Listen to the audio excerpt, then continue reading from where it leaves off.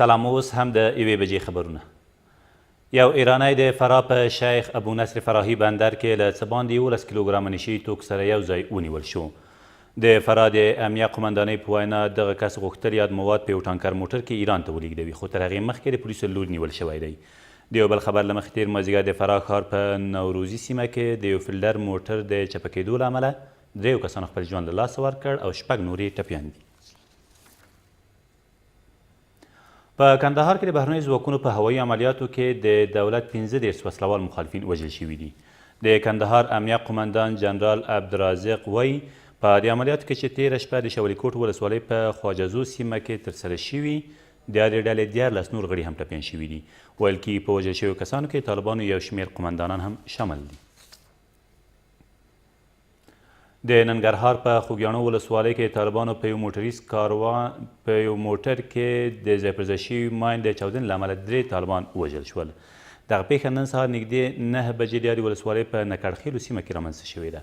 د ننګرهار د رسنیو دفتر مسؤل وایي په دې پیښه کې 4 ولسي وګړي هم ټپیان شوي دي. کورنیو چارو وزارت وایي د بودا د یوې مجسمې او نورو قیمتي تیږو له قاچاقه یې مخنیوی کړی دی.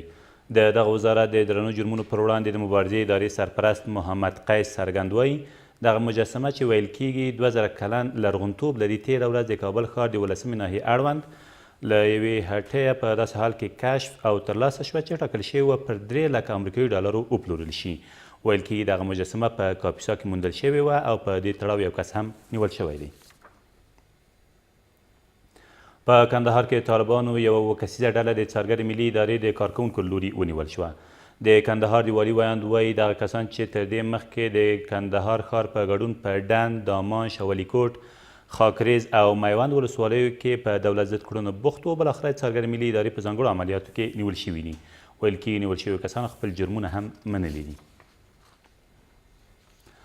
او د لوګر په محمد اغې ولسوالۍ کې د یوې چاودنې له امله د طالبانو یو قمندان چې اسدالله نومېده له خپلو 2 ساتونکو سره ووژل شو. دغه پیښه تېره ورځ نږدې 12 بجې د یادې ولسوالۍ په زرغون ښار سیمه کې هغه مهال رامنځته شوه چې د دوی یو موټرسایکل بم د لیک پر مهال وچاودېد. د لوګر د امنیه قمندانۍ ویان شاپور احمدزی زیاتوي په دې پیښه کې د یادې ډلې 15 نور غړي هم ټپیان شوي دي. دا تر دې مهاله وروستي خبرونه، تر بیا مو الله مل.